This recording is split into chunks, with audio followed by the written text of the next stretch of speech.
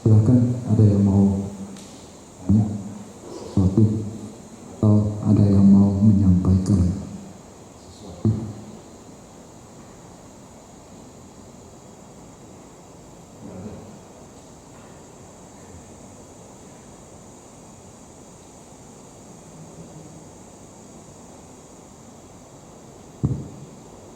Selamat malam Bante. Saya mau bertanya, apakah pernah membaca tentang wajah Buddha yang tertoreh? Setelah ditulis oleh Srawasti Dhammika. Saya belum tahu karena baru dikasih suruh baca, katanya bagus ya. Bagusnya di mana? Itu apa, menceritakan tentang sisi gelap agama Buddha, katanya gitu. Di sini ada yang pernah baca? Belum.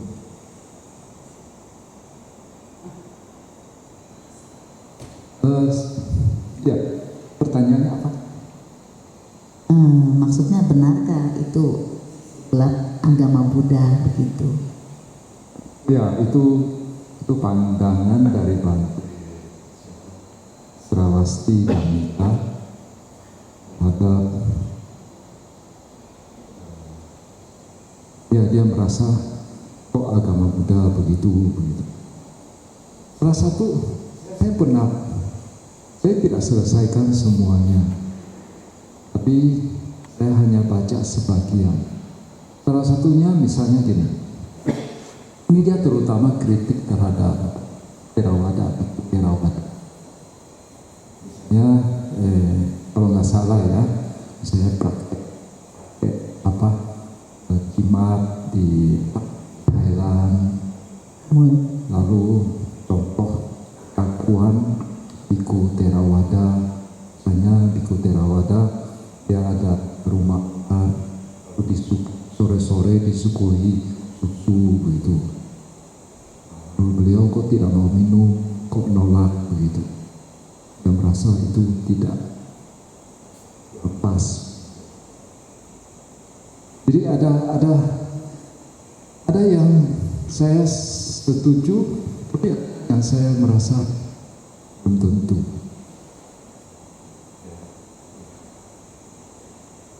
Nggak salah ditulis oleh ini Bante Srawasti Dhammika. Dulu dia dia kan yang nulis ini buku yang sangat terkenal, Good Question, Good Answer. Lalu ada lagi yang mengkritik Kristen.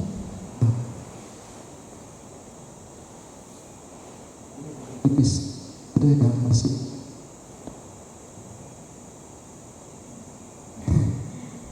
Sangat terkenal di Indonesia. Sudah lama diterjemahkan ke Indonesia.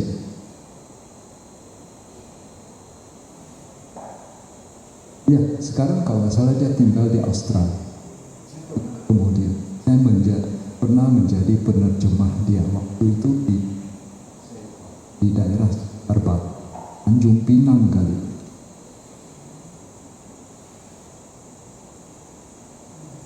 Ya, silakan boleh tanya apa saja.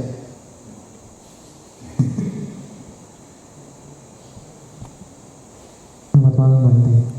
Saya mau tanya Bante. Sekitar beberapa hari yang lalu, Bante pernah bilang ada sutta di mana Sang Buddha memberi nasihat tentang cara menyangkal lamunan. Itu nasihat Sang Buddha apa saja ya Bante di dalam sutta tersebut? Saya tidak begitu ingat apa yang dikatakan, karena terus terang saya merasa itu agak mana. Jadi saya gini ya, saya kalau muncul lamunan, muncul pikiran yang tidak bagus, kita mengatupkan ini dan sampai muncul gitu. Nah, itu mungkin untuk sementara waktu dalam jangka waktu pendek mungkin itu oke. Tapi kalau misalnya dia meditasi gitu, lalu meditasinya dari pagi sampai malam, itu bisa sakit. Kira-kira begitu. Anda bisa aja search di internet, namanya Vitaka Santana Sutta. Vitaka Santana Santana Sutta. Ada terjemahannya pasti. Itu saja Bante. Terima kasih.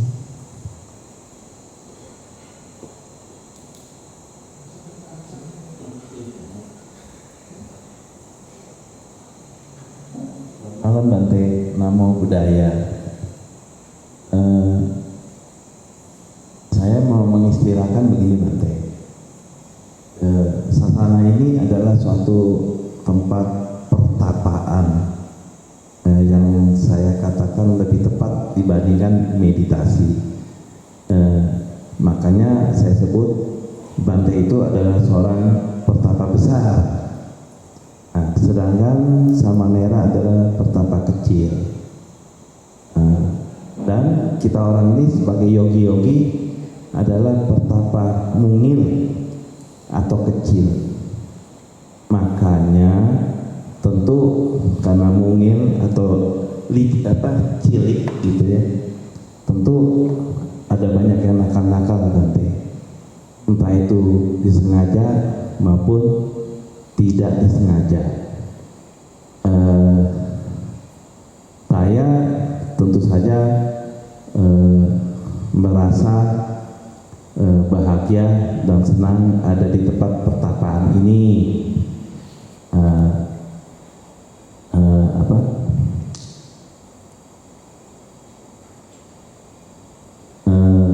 Saya bukannya mentertawakan kayak semalam, mentertawakan bisa membuat, kalau pribadi saya mengatakan bahwa saya melihat membuat Bante itu bahagia, bisa tertawa begitu ya, bukan maksud mentertawakan ya kan. Dan saya mengalami kejadian itu 2 Bante, cuman saya nggak sebutin yang satunya. Nanti mungkin kalau yang udah ketiga kalinya saya akan sebutkan. Maksud saya di sini Bante, tidak ada maksud buruk gitu ya, itu spontanitas. Jadi pertanyaannya, saya sering mendengar orang mengatakan jangan membuat tertawa Bante karena buruk. Tapi saya melihat kejadian kayak kemarin atau yang sebelumnya kepada Bante yang lain, saya melihat di situ ada meta, karuna, mudita, dan UPK. Saya takut penafsiran saya ini salah gitu Bante. Jadi pertanyaannya, apakah yang kemarin-kemarin itu saya melakukan kesalahan? Kalau memang salah, saya minta maaf Bante. Terima kasih.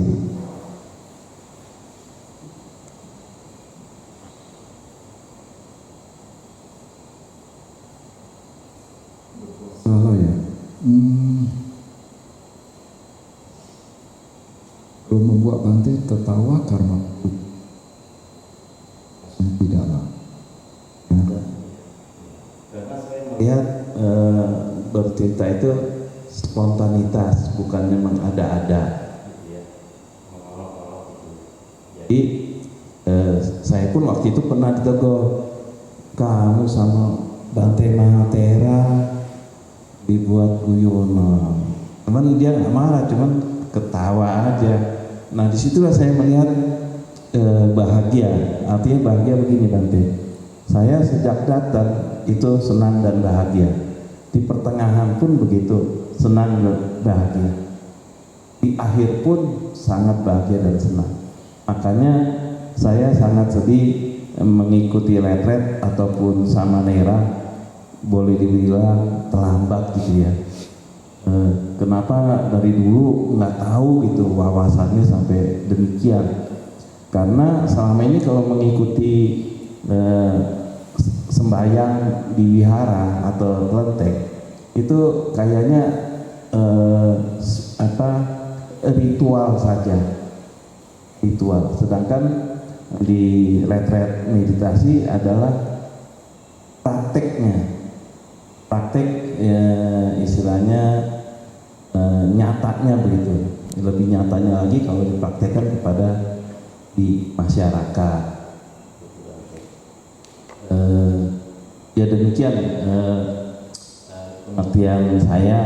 Dan juga kenapa saya sebut yogi-yogi ini betapa mungil atau cilik ya, walaupun dilihat kenyataannya ini ABG yang asli maupun yang KW gitu. Nah, begitu Bante. Terima kasih. Ya, mungkin komentar saya bahwa biasanya juga saya membimbing meditasi itu saya berusaha untuk tidak membuat para yogi itu tegang gitu. Terus saya mencoba untuk membuat mereka itu agak rileks. Karena kalau dalam kondisi yang tegang itu mereka tidak sulit meditasi. Misalnya gini,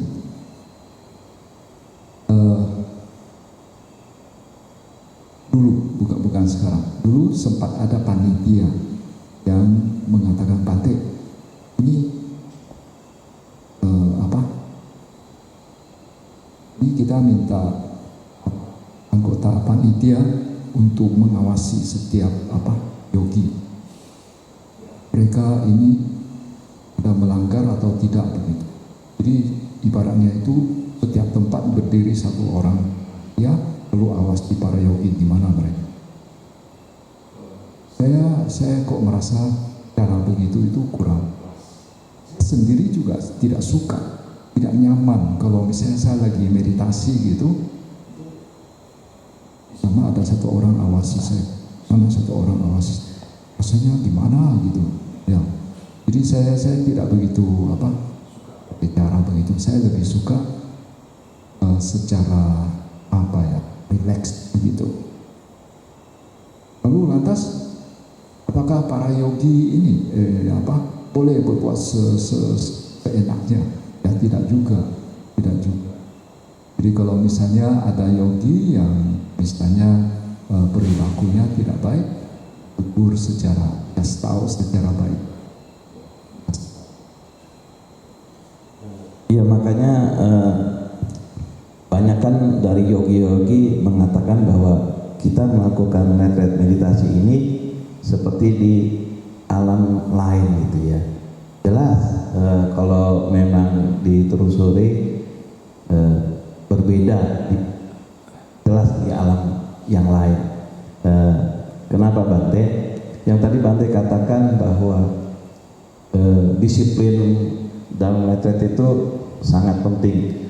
Justru saya mengatakan di sini karena kedisiplinannya itu kan yogi-yogi udah jelas, yogi mungil atau cilik ini nakal. Nah, saya jadi ingat di buku Kopingho itu ya, Bante, di buku Silat Kopingho itu memang di suatu persilatan dibimbing oleh seorang biksu.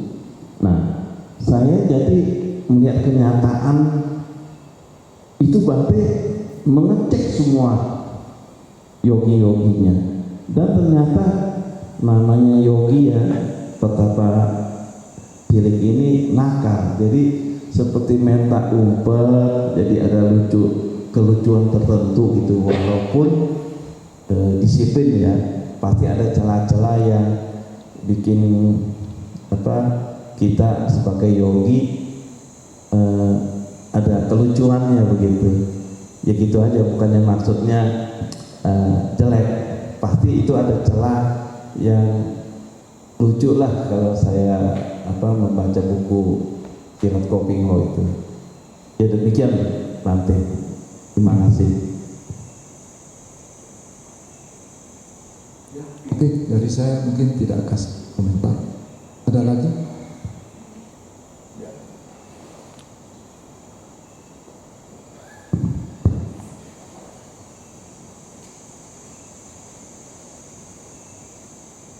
Iya, malam Bante.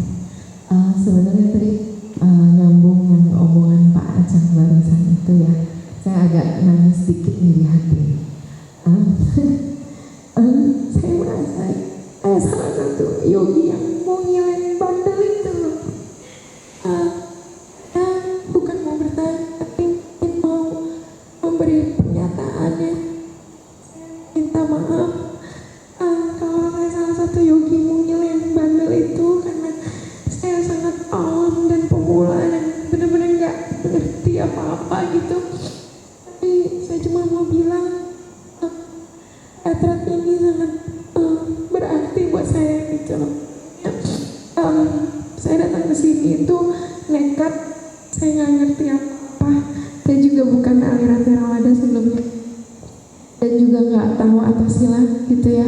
Sebelum datang ke sini saya buka YouTube dulu gitu. Saya ngecek Bante Titayana terus Satipatthana apa gitu, dan ketika datang ke sini penuh dengan agak kaget kan, karena saya biasanya cuma meditasi 5-10 menit dengan headset dan ada suara alam gitu.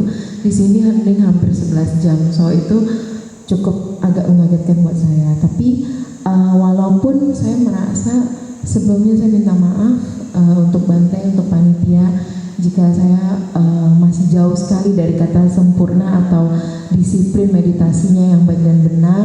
Tapi apa yang saya cari semuanya itu baik dari belajar meditasi berjalan, belajar meditasi duduk, mindful eating, sampai semua jawaban-jawaban keresahan hati saya itu, dan pertama kalinya saya berguru dengan seorang Bante itu semua terjawab dalam retret ini. Itu aja, terima kasih Bante atas kesempatannya, terima kasih atas panitia atas kesempatannya. Ya. Bila anak nakalnya ini kan. Saya buka ya, buka. Ya. Justru kok rasanya dia bilang dirinya sendiri yang paling nakal. Ya. Salah satunya gitu loh. Iya. Salah sama panitia sama Bante gitu. Oke, ya.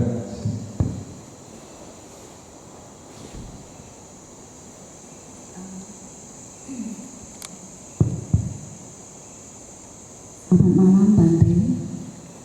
Bante, saya mau bertanya. Saya pernah mendengar jika kita sering di luar kita sebagai umat Buddha ya Bante, jika kita sering melakukan meditasi untuk orang yang usia misalnya 40, 50, 60, jika sering melakukan meditasi akan memperlambat kepikunan.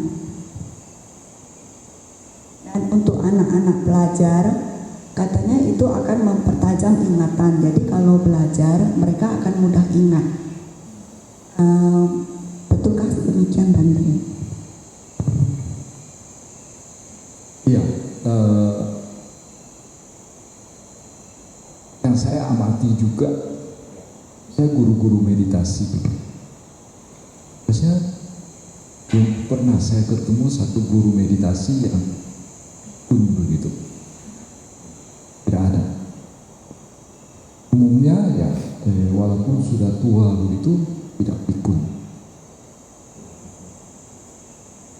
Kemudian yang tentang anak-anak juga memang ya, biasanya saya promosi meditasi, salah satunya yaitu bahwa kita belajar lebih cepat ini masuk. Kenapa? Karena kan kita terutama latihan Satipatthana ini, ya ini sedikit kan kita mengembangkan sati, selalu ingat untuk memperhatikan. ingat untuk menyadari. Jadi di dalam Sutta Sang Buddha mengatakan bagi mereka yang sering mengembangkan sati, menegakkan sati, maka dia akan gampang mengingat sesuatu. Biasanya kan kalau orang tidak ada sati, dia masuk ke ruangan ini, dia lepas alas kakinya taruh di mana, dia tidak menyadari taruh di mana. Tapi kalau dia punya sati, dia taruh di mana? Karena dia itu hidup pada saat itu. Hidup pada saat itu berarti waktu dia meletakkan alas kakinya, itu dia menyadari apa yang dia lakukan. Sehingga dia ingat alas kakinya itu ditaruh di mana. Nah, begitu juga kalau misalnya untuk anak-anak, kalau dia sering latihan meditasi, ya bisa jadi itu dia juga lebih gampang konsentrasi, perhatiannya lebih gampang ditujukan ke apa yang dia baca, sehingga itu lebih gampang untuk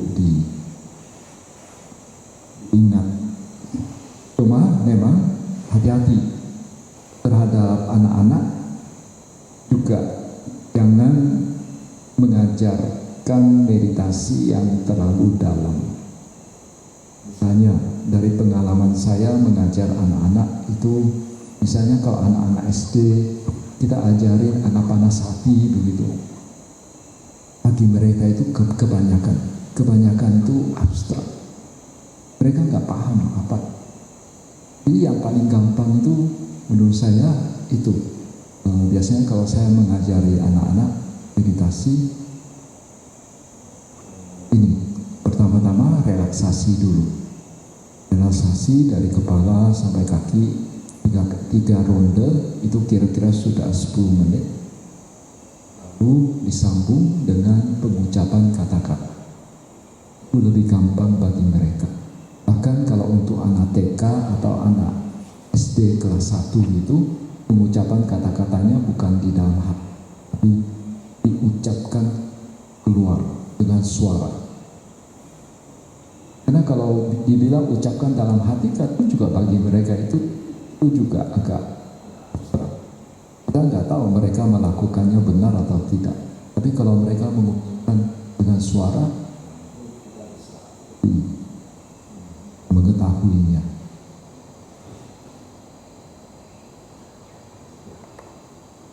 Baik Bante, saya mau bertanya lagi. Seandainya saya sebagai orang tua sedikit memaksakan anak meditasi Bante, maka itu akan menimbulkan karma buruk buat saya dan mengkondisikan, seandainya anak saya tidak suka, dan mengkondisikan dia menimbulkan karma baru buat dia membenci saya gitu Bante.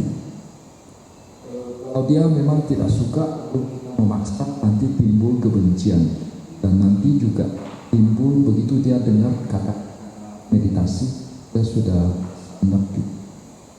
Jadi tidak usah. Kalau memang dia belum ini, jadi diajak secara baik-baik. Dia mau,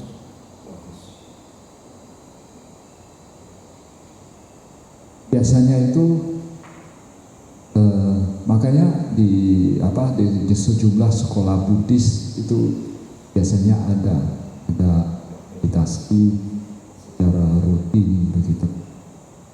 Nah, bagi sejumlah anak, ya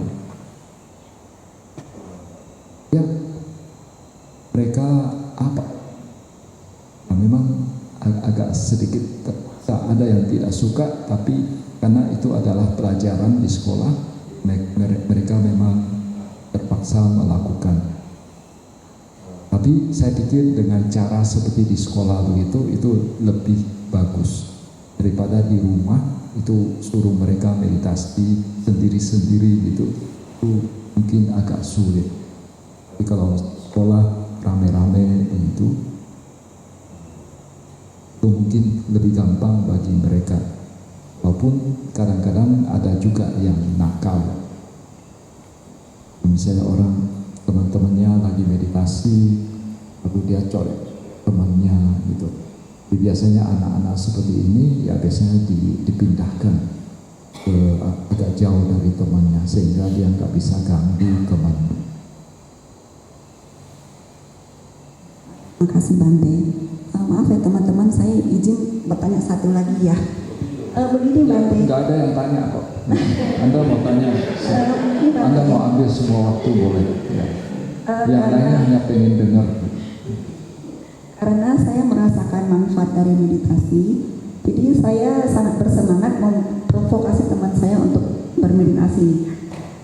Jadi kira-kira ada 5-6 orang yang sekarang sudah ikut meditasi Bante, ikut ODM minimal. Namun ada satu yang tetap masih berkeberatan. Dia bilang, saya dulu adalah seorang meditasi, dia bilang. Namun pada suatu saat pernah kejadian dia melakukan meditasi, begitu matanya merem, muncullah gambaran ada makhluk-makhluk. Oh, makhluk-makhluk. Ya. Saya bilang mungkin harus dibimbing dengan seorang Bante. Seperti yang kita tahu, seperti kakak Surya, Meta Surya kan dia juga dibimbing sama seorang Bante. Jadi saya sampaikan, bagaimana kalau kamu mencari seorang Bante untuk membimbing? Dia bilang udah pernah tapi rasanya tetap muncul, dia bilang Bante. Jadi dia takut, dia bilang Bante. Jadi dia tidak berani untuk memulai lagi, sampai sekarang dia tidak mau. Apakah ada saran Bante? Emangnya hanya waktu meditasi bisa lihat? Kalau di kondisi biasa seperti itu? Tidak muncul Bante, tapi begitu dia menutup mata akan muncul katanya Bante. Dan dia melihat banyak yang minta tolong sama dia. Dia tidak berani gitu. Ya, pengalaman saya kontak sama orang-orang begitu, umumnya sebetulnya walaupun dia tidak meditasi, kalau misalnya dia punya bakat begitu, bakat dalam tanda kutip, dia punya bakat begitu, itu walaupun dia tidak meditasi, bisa lihat. Jadi kadang saya diminta untuk bagaimana caranya supaya menutup kemampuan seperti itu. Saya sih tidak mampu, saya tidak tahu. Memang ada caranya, tapi saya tidak punya. Jadi paling saya hanya menasihati bahwa terima saja kemampuan, bahwa memang ada makhluk yang tidak tampak oleh mata biasa, dan makhluk-makhluk yang kadang menyeramkan begitu, itu sebetulnya mereka hanya menampakkan diri saja, tidak sampai cekik orang begitu. Kalau cekik orang itu hanya di film aja. Pernah nggak dia dengar ada cerita ada hantu atau ada raksasa cekik orang itu? Enggak. Ya katanya Bante dia hanya itu makhluknya tolong sama dia. Nah, ya itu. Jadi minta tolong. Nah, itu sebetulnya kesempatan bagi dia untuk berbuat baik. Nah, baru beberapa hari ada yang ikut ITC di Borobudur, itu dia tinggal di hotel. Hotel itu banyak makhluknya. Nah, di waktu dia meditasi, datang minta tolong. Lakukan pelimpahan jasa. Dia bisa tidur dengan tentram. Jadi paling begitu. Sebetulnya itu kesempatan bagi dia untuk berbuat baik.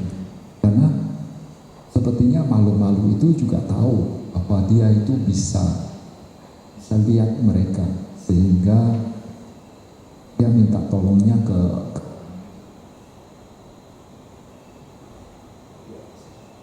Terima kasih Bante. Itu terjadi sama anak saya Pak. Jadi waktu dia meditasi di atas, bukan penampakan,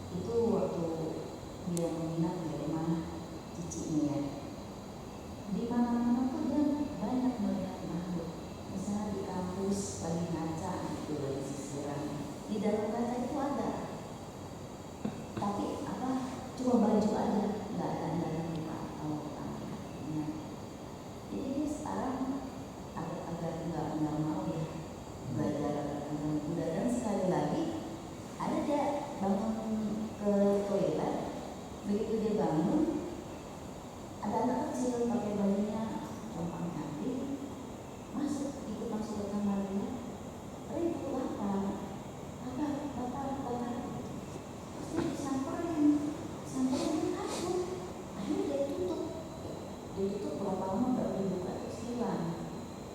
Jadi kalau saya kasih misalnya, dia kan nggak ngerti caranya.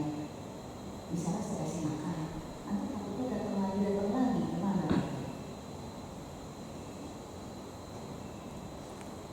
Ya, kalau kasih makan sih memang itu perlu dipertimbangkan. Tapi paling bagus sih limpahan jasa sekaligus menolong mereka berbuat.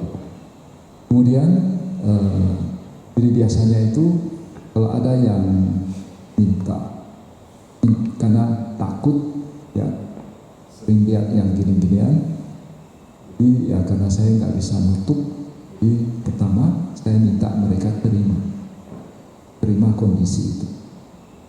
Yang kedua saya minta mereka meditasi. Karena setelah meditasi beberapa waktu, nanti kalau batin mereka itu sudah cukup kuat, mereka bisa sendiri. Jadi mereka itu tinggal mengucapkan dalam hati, saya tidak mau lihat. Tapi tidak sembarangan, maksudnya itu dia harus meditasi beberapa waktu. Jadi batinnya itu sudah mencapai kekuatan tertentu, baru dia bisa nutup sendiri. Lalu kemudian juga ini, kalau dia meditasinya sudah lebih lanjut lagi, nanti dia, kalau sekarang kan mungkin ada yang bisa sangat dekat sama dia, maksud bisa berada di sampingnya. Nanti kalau dia sudah sering meditasi, nanti di sekitarnya itu akan ada satu medan. Terus satu medan, jadi makhluknya itu tidak bisa dekat. Mereka jauh-jauh. Jadi tidak bisa. Dia tidak akan begitu terganggu. Tidak akan begitu. Kemudian ya sebetulnya masih ada sih cara yang lain, tapi itu juga harus punya kekuatan batin tertentu. Dia bikin satu lingkungan, jadi makhluknya itu tidak bisa ke dalam lingkungan itu.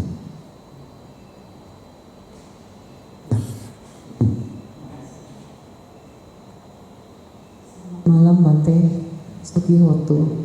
Saya mau tanya Bante, apa bedanya ya piti waktu kita ziarah sama piti waktu meditasi, Bang?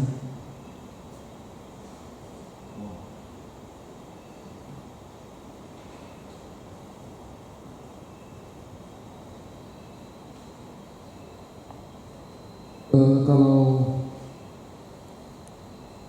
ya piti ziarah, secara umum piti dulu. Piti itu di dalam Wisuddhimagga dikatakan ada lima jenis. Piti itu sebetulnya sifatnya batin, tapi dia termanifestasi dalam fisik juga, secara fisik. Dikatakan dan umumnya kalau ada piti juga ada rasa nyaman. Piti ada rasa nyaman. Dan dikatakan ya piti yang pertama seperti bulu kuduk berdiri. Dikatakan kalau piti waktu ziarah itu apa gejalanya? Misalnya kita kan jadi sedih, nangis, lalu kita bisa bahagia yang dapat hingga gitu, kayak bahagia sekali yang dirasakan itu. Kalau sedih rasanya itu bukan piti, ya itu bukan piti. Biasanya piti itu diikuti juga rasa bahagia.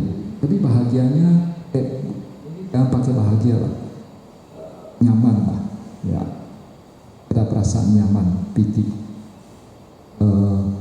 Jadi gejalanya itu secara manifestasinya itu di bulu kuduk berdiri. Tapi jangan dibalik ya, kalau bulu kuduk berdiri itu adalah piti kita. Lalu yang kedua itu seperti ada strom, aliran tertentu itu sensasi. di bagian tubuh tertentu. Itu yang kedua. Yang ketiga, stromnya itu lebih panjang, jadi bisa misalnya dari kepala mungkin sampai ke kaki, tapi masih aliran. Lalu yang ketiga, datangnya seperti bergelombang, seperti ombak. Lalu yang kelima, seluruh badan kita penuh dengan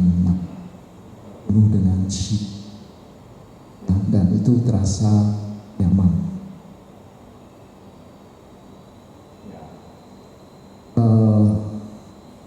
Tapi rasanya manifestasi PT itu lebih dari itu, lebih dari yang digambarkan di Wisuddhimagga.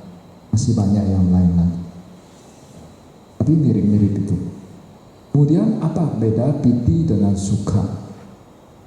Piti biasanya di Indonesia diterjemahkan sebagai kegiuran. Itu lumayan pas terjemahan. Jadi di dalam Wisuddhimagga juga dikasih perumpamaan perbedaan antara piti dengan sukha. Piti itu ibaratnya ada seorang, dia sedang jalan di gurun pasir, tidak ketemu air. Di suatu saat dia lihat dari kejauhan, lihat ada air muncul, dinamakan piti itu. Rasa bahagia, tapi bahagianya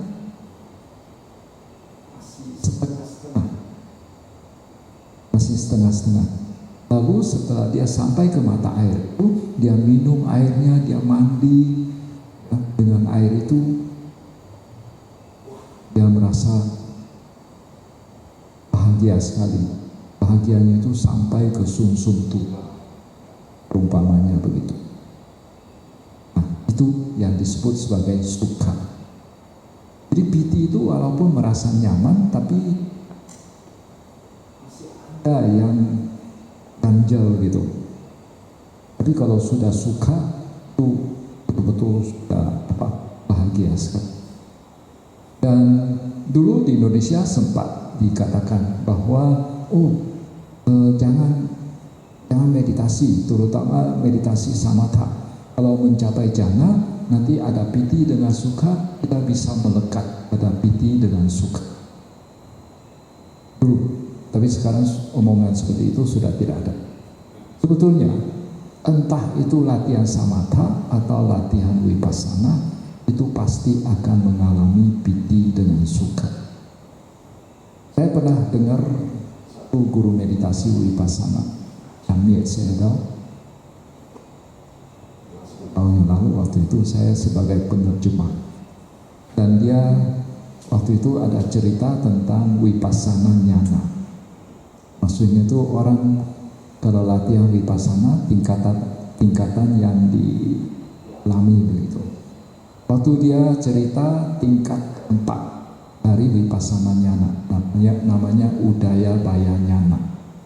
Nah, beliau mengatakan bahwa ketika orang mencapai tingkatan itu, tingkatan vipassana jnana yang keempat itu Udayabaya jnana, orang tersebut itu dia sudah mengalami piti dengan sukha.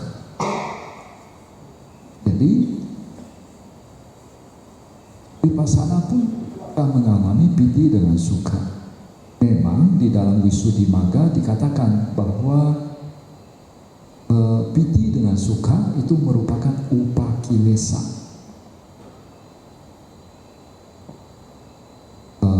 Bisa merintangi kemajuan meditasi kita. Tapi itu bukan kita menghindari, kita pasti akan melaluinya, pasti kita akan mengalaminya. Yang penting adalah setelah kita mengalami, kita tidak melekat pada piti dengan sukha. Baru kita bisa mengalami kemajuan, bukan dengan cara menghindari. Tidak mungkin menghindari. Kita menghindari berarti kita juga tidak mengalami kemajuan dalam meditasi. Itu pasti akan dialami. entah itu lewat samatha maupun vipassana, akan dialami piti dengan sukha.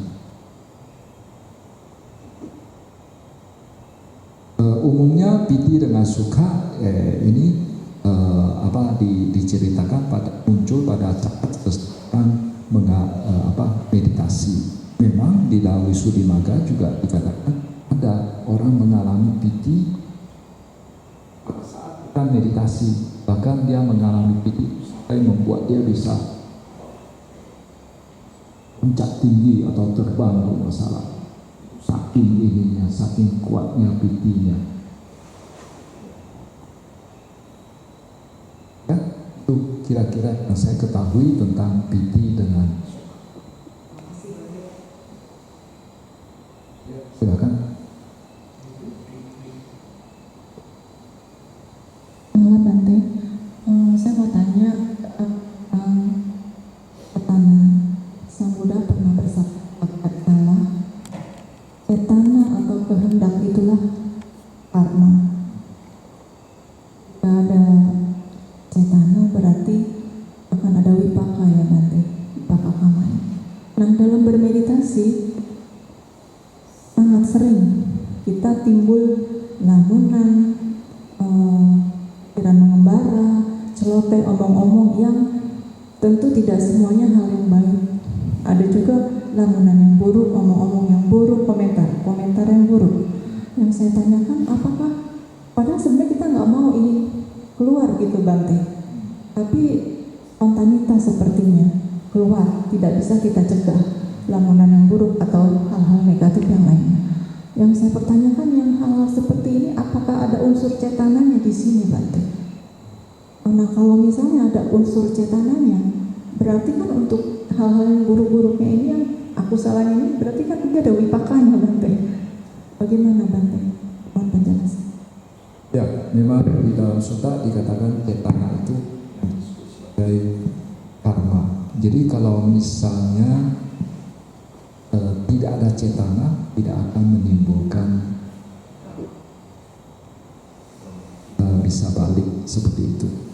Nah, cetana biasanya di Indonesia diterjemahkan sebagai apa? Kehendak. Kalau tanha apa? Keinginan.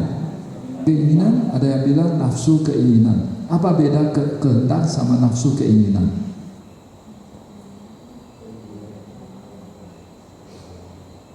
Belum ada lagi, ada satu istilah ya, namanya canda.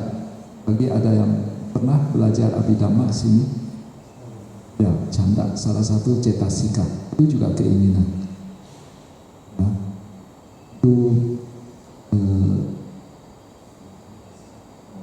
Inggrisnya itu desire, canda, keinginan. Nah, sekarang cetana dulu. Dikatakan bahwa karma bisa dilakukan melalui jasmani, bisa melalui ucapan, bisa melalui pikir. Kaya kama, wajib kama, mano kama. Kama yang dilakukan melalui jasmani mungkin sebelumnya saya sudah pernah singgung. Saya berdana, membantu wihara, nyapu lantai, itu berbuat baik. Kemudian kalau karma buruk, membunuh, mencuri, berbuat asusila, itu karma yang dilakukan melalui jasmani. Karma yang dilakukan melalui ucapan, misalnya kita memberikan sana, kita memberikan nasihat yang baik, kita mengucapkan kata-kata yang menyejukkan. Tapi kalau karma buruknya, ya kita berucapan kasar, berbohong, gosip, mengadu domba. Itu karma yang dilakukan melalui ucapan. Lalu karma yang dilakukan, mungkin kalian pernah dengar ya, namanya akusala kamapatha. Jadi ada 3 melalui jasmani, membunuh dan berbuat asusila. Lalu 4 perbuatan buruk yang dilakukan melalui ucapan, berbohong, berucap kasar, adu domba, dan gosip. Nah, ada 3 yang dilakukan melalui pikiran. biasanya itu bahasa yang bahasa Palinya itu kalau tidak salah Abija, lalu Biapada, Micaditi. Abija itu keserakahan. Nah, di dalam kitab komentar contoh yang diberikan gini. Ada seseorang dia memiliki sesuatu. Lalu saya berpikiran mencuri barang ini. Jadi saya berpikiran, saya melalui pikiran saya memvisualisasi ambil barang tersebut, itu menjadi milik saya sendiri. Itu karma yang dilakukan melalui pikiran. Kalau orang-orang biasa yang melakukannya melalui pikiran, itu tidak ada, efeknya kurang. Tapi kalau misalnya orang yang punya kekuatan batin, dia melakukan itu punya efek yang cukup besar. Misalnya contoh yang lain, ini membayangkan ini saya pakai pisau untuk menyikam seseorang melalui pikiran, atau saya hanya saya ini gitu ke tangan saya, tapi melalui pikiran. Orang biasa mungkin tidak efek, tapi kalau orang yang punya kekuatan batin itu kira-kira yang disebut sebagai karma yang dilakukan melalui pikiran. Dalam satu sutta, Sang Buddha pernah ditanya, yang mana yang paling berbahaya? Karma yang dilakukan melalui jasmani, karma yang dilakukan melalui ucapan, atau karma yang dilakukan melalui pikiran? Sang Buddha mengatakan yang paling bahaya adalah karma yang dilakukan melalui pikiran. Lalu beliaunya kasih contoh. Kalau misalnya ada seorang jenderal, oke lah, dia jenderal yang hebat. Dia sangat jago dalam berperang, dalam membunuh musuh-musuhnya. Taruhlah dia sehari bisa bunuh berapa orang? Ribuan orang maksimal sehari. Tapi kalau misalnya ada seorang yang mampu melakukan sesuatu melalui pikiran, dia bisa membunuh, kalau jenderal itu dalam satu hari baru bisa ribuan orang. Tapi kalau ada orang yang mampu melakukan karma melalui pikiran, dalam sekejap dia bisa bunuh jutaan orang. Ya, ini contoh yang diberikan oleh Sang Buddha. Memang seringkali di masyarakat ada omongan, misalnya, oh saya punya loba, punya dosa, begitu. Itu sudah menimbulkan karma. Tapi kalau menurut saya belum. Dia harus melakukannya itu melalui sejenis membayangkan. Itu baru menimbulkan karma. Karena karma itu cetana itu adalah kita mengerahkan. Jadi makanya dikatakan kalau misalnya membunuh nyamuk dengan membunuh gajah, karma buruknya sama atau beda?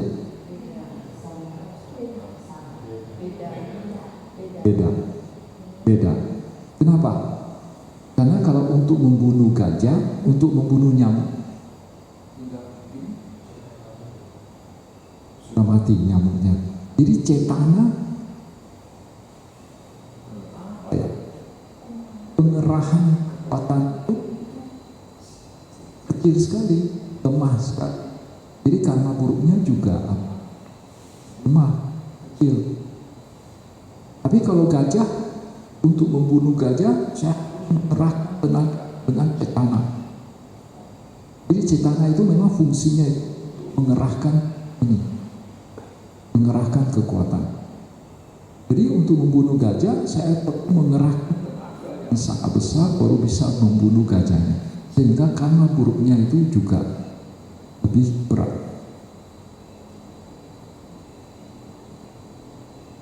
Ya, itu tentang apa? Cetana. Bagi yang pernah belajar, mungkin saya jangan ngomong ini saja, nanti kalian tambah bingung. Kemudian tentang tanha.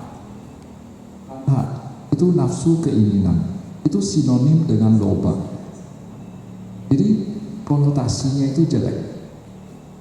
Kalau cetana netral. Kalau cetana untuk melakukan perbuatan baik, cetananya bagus. Tapi kalau cetana untuk melakukan perbuatan jahat, itu jelek. Jadi pada rasanya cetana itu dia netral, tergantung dia asosiasi dengan hal yang salah atau akusala. Kalau dia asosiasinya dengan kusala, cetananya kusala. Tapi kalau dia berasosiasi dengan akusala, maka cetananya akusala. Kemudian ada satu lagi juga, canda, keinginan. Jadi dalam kitab komentar dikatakan keinginan itu adalah ingin melakukan sesuatu, berarti perbuatannya itu belum terjadi. Itu canda. Jadi canda beda sama cetana. Kalau cetana itu perbuatannya terjadi. Kalau canda itu perbuatannya belum terjadi.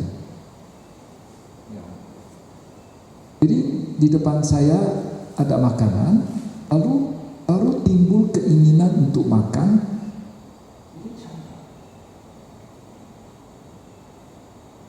dan sifatnya netral, sama seperti cetana. Jadi ada keinginan untuk memukul orang, ada keinginan untuk membantu orang. Saya ingin meditasi, saya ingin pergi ke wihara. Keinginan yang baik, canda yang sifatnya kusala. Tapi ada lagi keinginan membunuh, mencuri, itu akusala. Ya, jadi perbedaan antara canda sama cetana. Cetana perbuatannya terjadi, sudah terjadi, dan canda perbuatannya belum terjadi. Dua-duanya sifatnya netral. Lalu kalau tanha itu sinonim dengan loba. Nah, itu kira-kira memadai tidak jauh.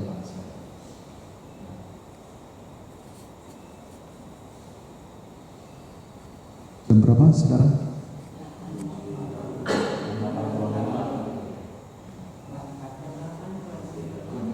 Jam 8. Oke, masih ada satu. Boleh, kalau masih ada pertanyaan, satu lagi. Saya mau bertanya tadi bicara canda itu adalah keinginan. Ini pertanyaan saya, seandainya kita punya keinginan untuk membunuh, tetapi kan belum dilakukan. Pertanyaan saya, apakah kita akan terkena dengan karma pikiran? Belum. Kalau menurut saya belum. Oh, jadi maksudnya ini hanya baru lintasan. Ya, lintasan keinginan. Kalau sudah muncul karma, Anda membayangkan Anda membunuh dengan pikiran. Anda membayangkan Anda membunuh dengan pikiran. Itu baru timbul karma. Oh, jadi kita harus ada bayangan dulu.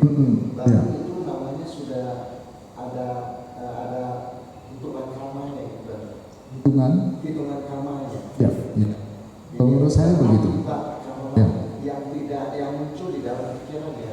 Ya. Itu baru yang namanya karma yang dilakukan melalui. Tapi memang sepertinya kebanyakan guru dhamma itu menjelaskan keinginan itu sendiri menimbulkan karma. Ya, kebanyakan. Ya, kebanyakan begitu. Enggak spesifik. Ya. Saya lihat kalau ini berarti kasih dhammanya lebih spesifik gitu. Ya, karena ini saya pakai contoh yang diberikan oleh Sang Buddha dalam bahwa hama yang dilakukan melalui pikiran itu lebih berbahaya, terutama orang yang punya kemampuan batin. Berarti kita harus benar-benar waspada ya terhadap pikiran kita. Ya memang. Sampai kita melakukan hal-hal yang sampai terjadi hal-hal yang kita nggak tahu gitu. Ya makanya ikutlah meditasi. Sekalian dong promosi ya. Oke, sepertinya tadi mau tanya. Tadi ada bilang cara mengajarkan meditasi untuk anak TK. Terus kalau untuk relaksasi, maksudnya relaksasi di sini mengarahkan gerakan fisik. Jadi gini, saya kasih contoh ya. Di seluruh badan dirasakan rileks, ubun-ubun dirasakan. Karena untuk membuat rileks kalau dia tidak merasakannya susah juga. Nah, jadi ubun-ubun dirasakan, kendor, dahi dirasakan rileks, kendor, muka dirasakan rileks,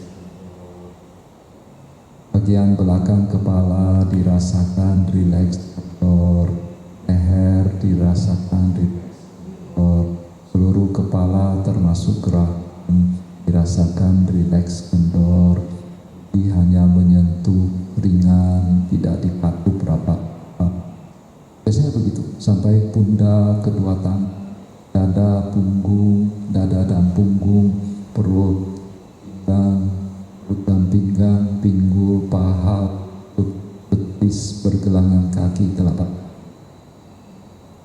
Ini barusan kemarin saya diminta untuk merekam instruksi seperti itu karena ada guru di Pontianak mau bimbing anaknya, muridnya untuk meditasi seperti ini. Pengalaman saya kalau secara demikian umumnya 95% anak itu diam selama dituntun secara seperti ini. Tapi kalau misalnya kita pakai, misalnya suruh anak-anak panas hati, mereka enggak, duduknya itu ini gelisah gitu. Ya, pengalaman saya itu, saya enggak punya videonya. Banyak, sudah beberapa kali saya ini tuntun terhadap anak-anak begitu. Umumnya mereka diam, mereka mampu mengikutinya.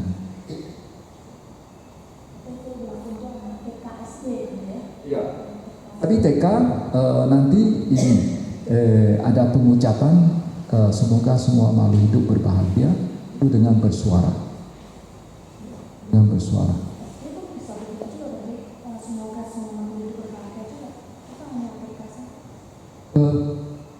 Kalau yang TK memang saya agak jarang, tapi yang tadi saya bilang mereka bisa diam itu SD, terutama SD yang kelas 3 sampai kelas 6, juga termasuk SMP, itu umumnya mereka diam. Kalau TK mungkin kalau relaksasi ini mungkin masih abstrak, jadi harus cukup pakai kata-kata saja, tapi bersuara. Kalau TK dan kelas 1.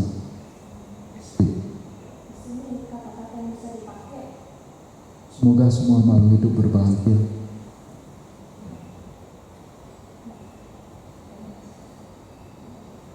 Satu lagi nih, maaf, Bante.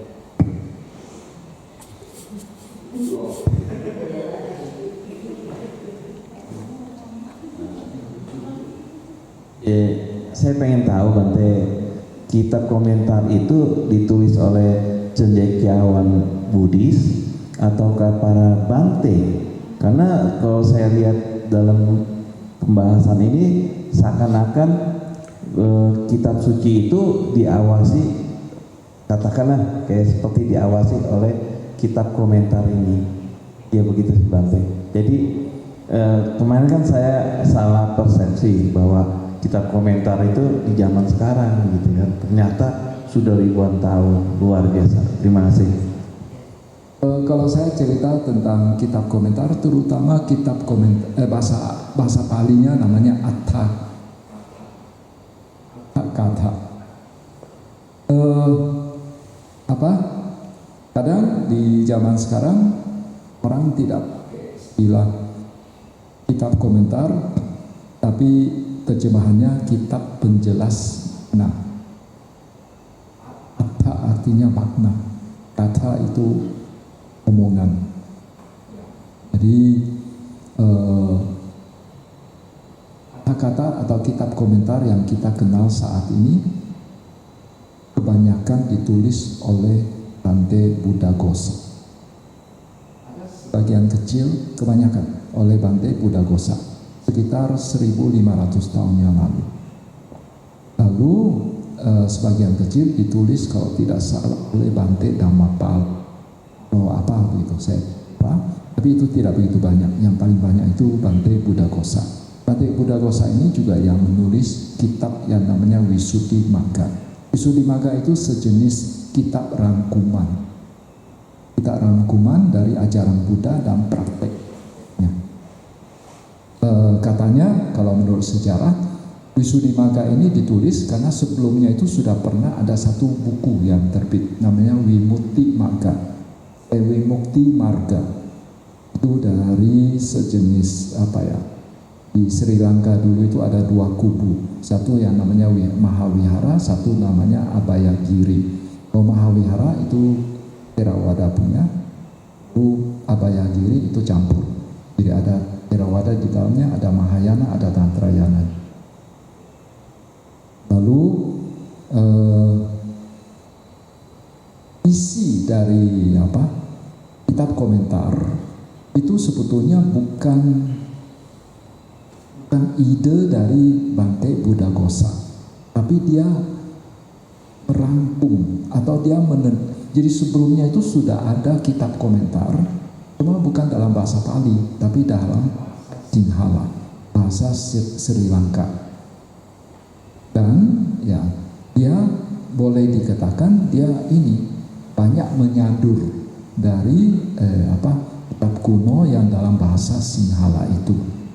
Kemudian menurut penelitian para ilmuwan zaman ini, apa yang ditulis oleh Bante Buddhaghosa ada yang bahkan bisa ditelusuri sampai zaman Buddha masih hidup. Buktinya apa?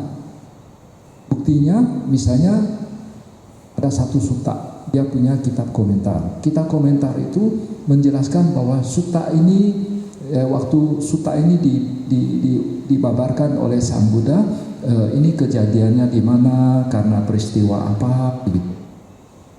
Ini di kitab komentar yang di Pali. Tapi di sutta yang dalam bahasa Sanskerta yang sekarang kita tahu dari terjemahannya dalam bahasa Mandarin, karena yang versi Sanskertanya itu sudah tidak ada, atau sudah hampir 90% hilang. Nah, kalau dibandingkan dengan sutra-sutra yang versi Sanskerta, justru yang ada di kitab komentar itu sebagai isi dari sutra. Jadi dari sana para ilmuwan menyimpulkan bahwa cerita yang ada di sebagian cerita yang ada di kitab komentar sebetulnya itu bisa ditelusuri sampai zaman Sang Buddha masih hidup.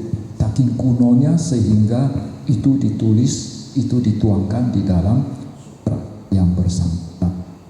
Dan ada lagi yang memang, jadi Bante Buddhaghosa itu dia orangnya fair. Jadi kalau misalnya itu adalah pendapat dia sendiri atau adalah pendapat guru yang sejaman dengan dia akan nyata. Ini adalah pendapat saya, ini adalah pendapat ini. Siapa guru siapa, acarya siapa. Tapi sisanya kalau dia tidak kasih komentar, berarti itu adalah dia ambil dari kitab yang lebih kuno. Satu lagi Bante, apakah kitab komentar ini di Mbak Google bisa dibuka Bante? Misalnya sedikit banyaknya, ya katakanlah sedikit lah gitu, apakah bisa Bante? Maksudnya dibuka? Google misal kita buka keluar tuh ceritanya seperti apa? Ya, sayangnya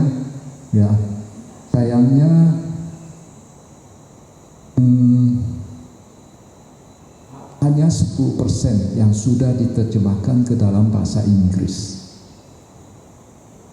Hanya 10% yang diterjemahkan ke dalam bahasa Inggris. Itu volumenya banyak sekali, lebih banyak dari Tipitaka. Ya, lebih banyak dari Tipitaka. Makanya saya kan kaget bukan main, kok ada cerita kitab komentar gitu kan. Saya pikir ya zaman sekarang gitu ya. Terus satu lagi Bante, maaf, saya mendengar kawan yang belajar Abhidhamma, katanya entah itu ada bukunya apa cerita konon apa gimana gitu ya, bahwa kehidupan Siddhartha Gautama itu ada kehidupan sebelumnya adalah sebanyak 547 kehidupan.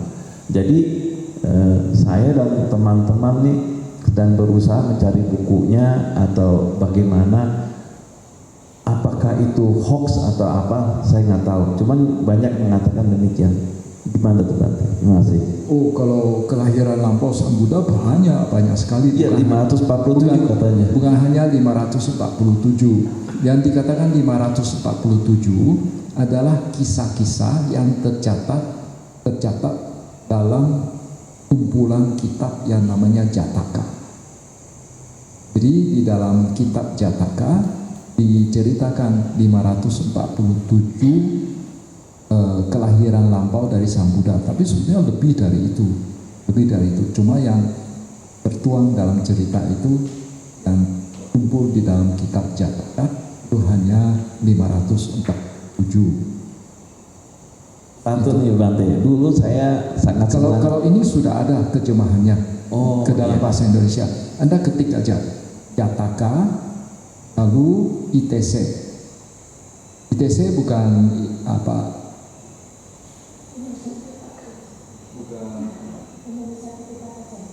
Ya, Indonesia Tipitaka Center, bukan Indonesia Tipitaka Centing ya, bukan ya.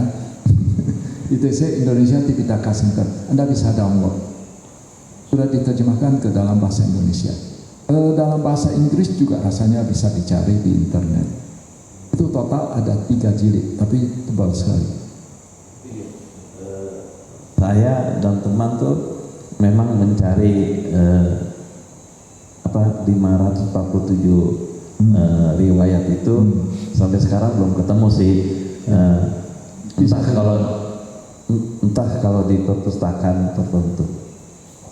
Atau bisa juga ini Anda tulis surat ke ITC-nya minta kalau Anda mau buku, mau hak kopinya itu, mau bukunya sepertinya masih bisa minta. Bukan 3 jilid. Kalau aslinya dalam bahasa Inggris 3 jilid. Tapi ketika sudah diterjemahkan ke Indonesia kalau nggak salah 6 jilid.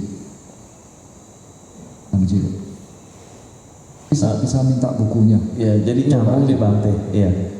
Kita mengetahui riwayat masa lampau begitu, apakah ada suatu pembelajaran atau manfaat bagi katakanlah saya membaca gitu? Apakah tentu saja ada. Cuma kadang-kadang harus penuh kesabaran, karena kadang-kadang ceritanya agak jelimet, lalu kadang-kadang ceritanya itu tidak begitu seru, biasa-biasa saja. Harus penuh kesabaran. Anda buktikan sendiri nanti. Iya. Ya, semoga saya dapat. Ya, terima kasih Bante. Anugerah Bante.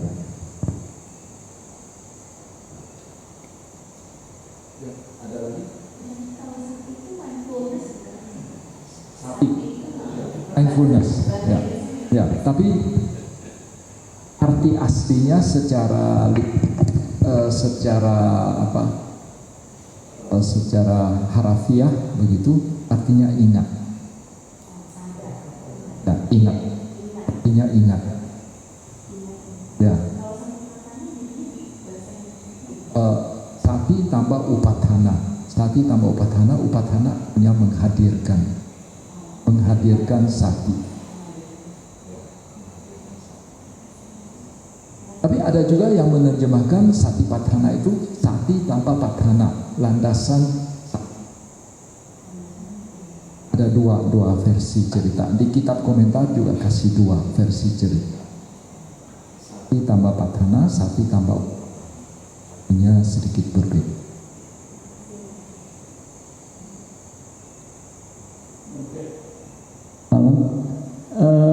Tadi Bante bilang soal memvisualisasi bisa menjadikan karma melalui pikiran ya, melakukan sesuatu. Ya. Kalau saya hanya memvisualisasi lampu ini tidak ada karma. Iya. Ya. Tapi Bante, ya maaf ya Bante, saya belum tuh baca di Sutta-Sutta ada satu peristiwa orang berbuat baik dengan memvisualisasi atau bagaimana. Ada nggak peristiwanya Bante? Ya ada. Nah, ada. Yang saya tahu, yang pernah saya baca itu seperti begini kisahnya. Mungkin teman-teman juga ada yang pernah baca kali ya. Jadi kalau nggak salah itu kisahnya Raja Pasenadikosala, dia melakukan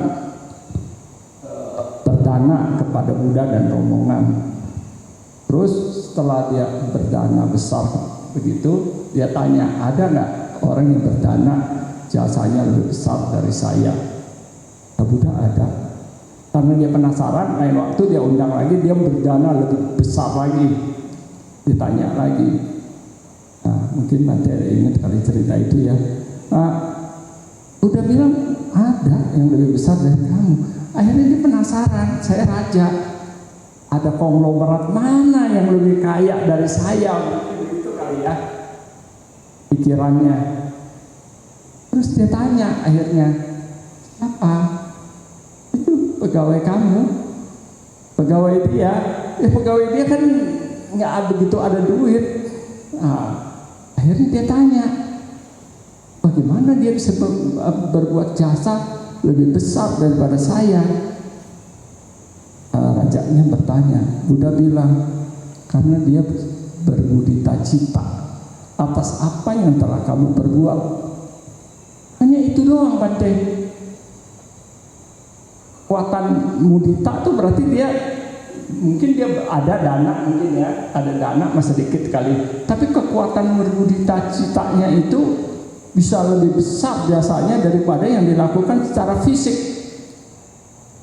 Itu bagaimana tuh penjelasannya Bante? Terima kasih.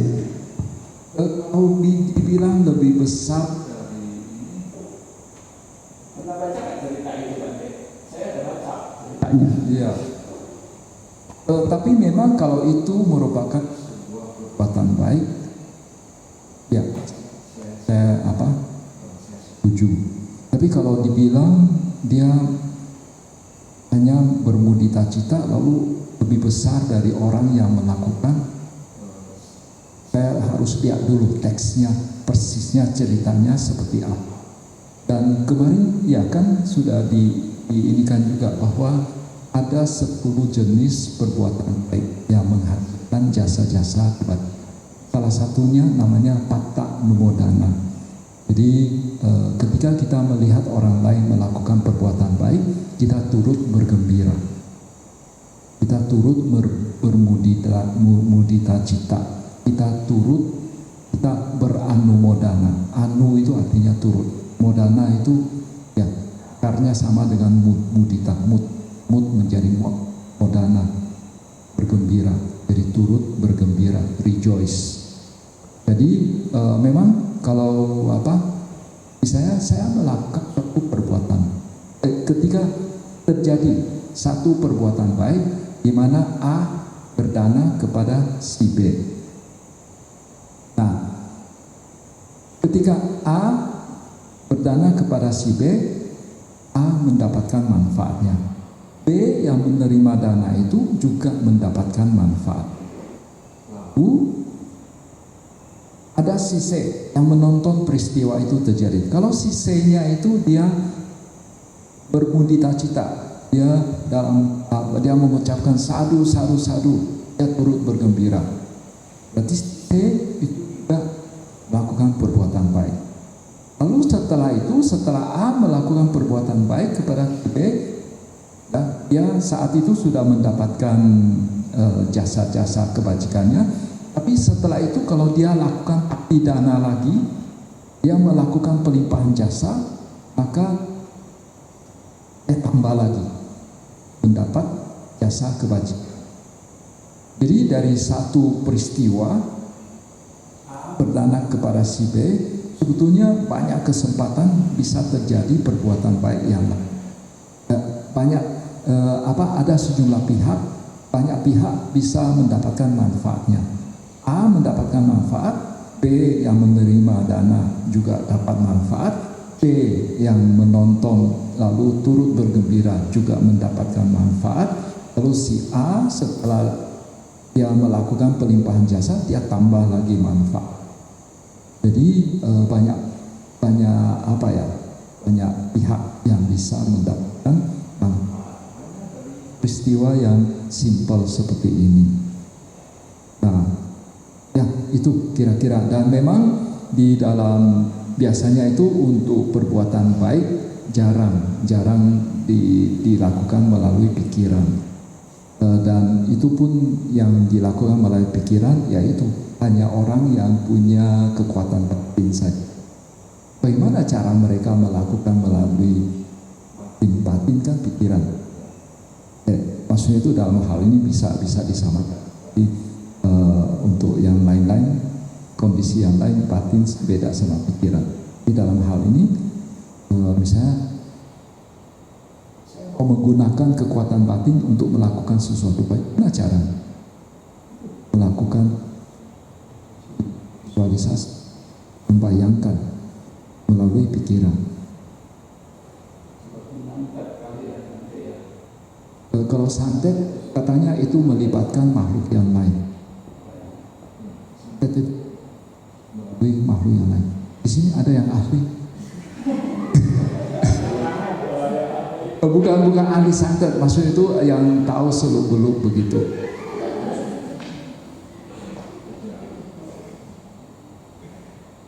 Saya sendiri tidak tahu, tapi katanya begitu. Karena saya pernah bertanya kepada seseorang yang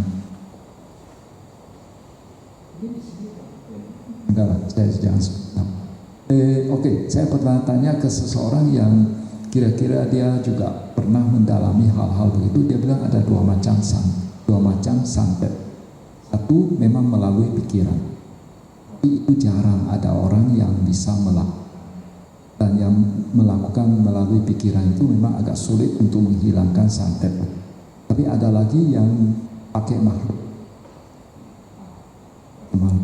Yang lebih sering itu pakai makhluk. Tanya begitu, ya.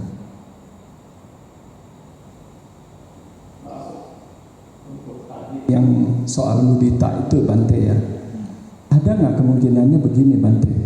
Karena Buddha melihat orang ini yang pegawai raja itu, dia itu telah mengalahkan kilesa kedengkian, iri hati, juga otomatis keserakahan dia karena kedengkiannya udah dia kalahin, otomatis keserakahannya juga rendah. Jadi Buddha melihat karena orang ini bukan kekuatan dananya, tetapi kekuatan dari mengalahkan salah satu tiga akar kejahatan, yaitu loba. Ada nggak kemungkinannya ke sana, Bante? Saya sulit kasih komentar. Saya harus lihat dulu teksnya. Saya yakin betul-betul ada pernyataan bahwa Buddha mengatakan itu lebih besar.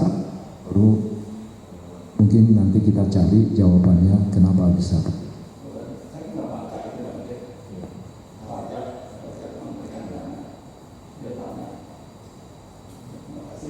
Oke. Ada lagi? Oke. Tidak ada.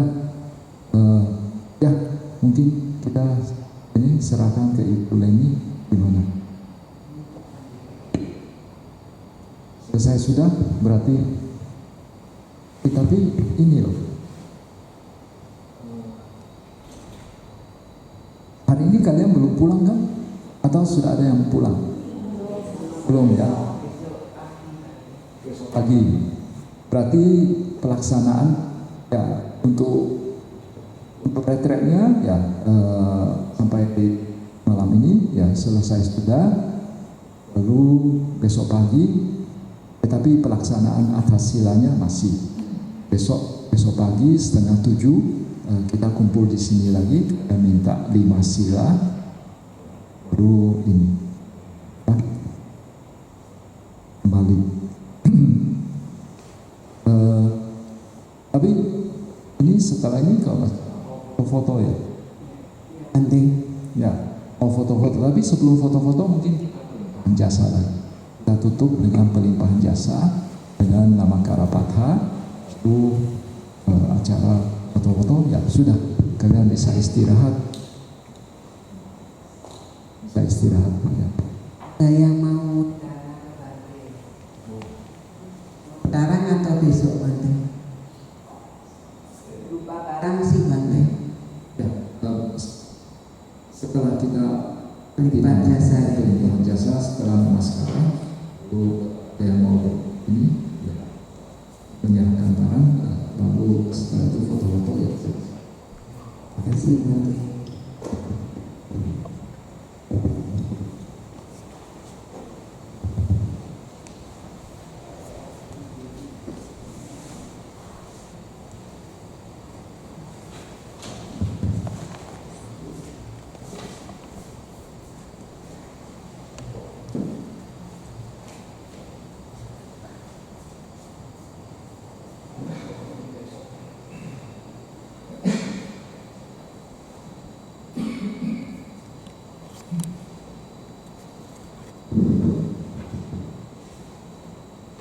Ya, mari kita menutup retret kita dengan melakukan pelimpahan jasa. Dan kita limpahkan semua jasa-jasa kebajikan kita selama retret ini dalam hal menjalankan sila, dalam usaha untuk bermeditasi dan lain sebagainya. Semoga jasa-jasa kebajikan ini melimpah ke para leluhur, sanak famili yang telah meninggal, mereka-mereka yang memiliki hubungan karma dengan kita, malu-malu yang berada di sekitar sini, malu-malu yang berada di sekitar tempat tinggal, tempat kerja, tempat usaha kita. Semoga mereka semua turut bergembira atas perbuatan baik yang telah dilakukan sejauh ini.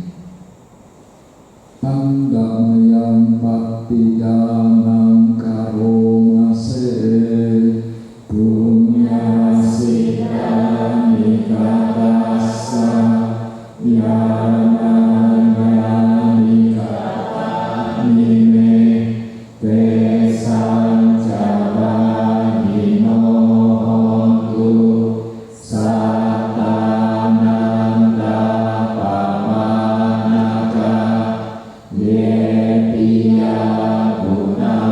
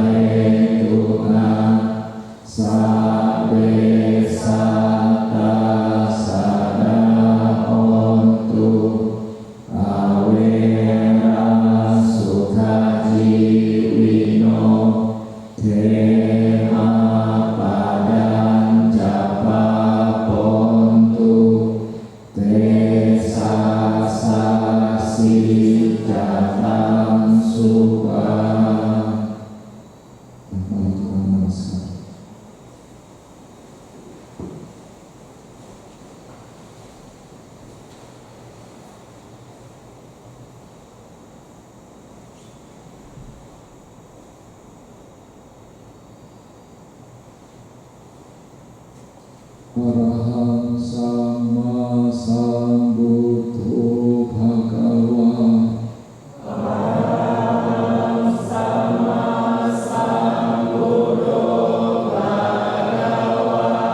Buddhang Bhagavantang Abhiwademi.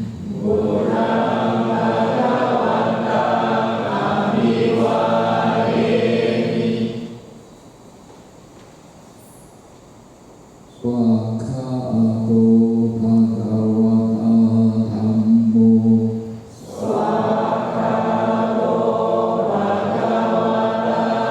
Dhammo. Dhammang Namassami.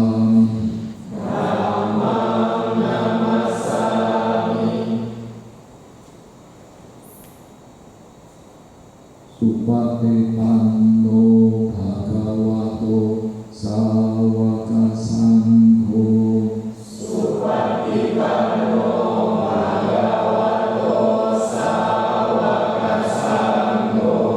Sanghang Namami.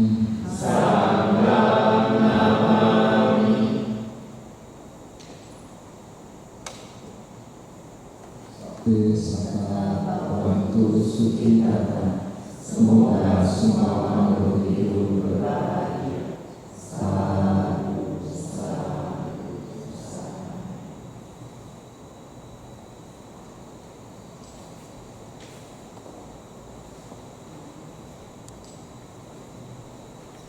Ya, siap-siap foto.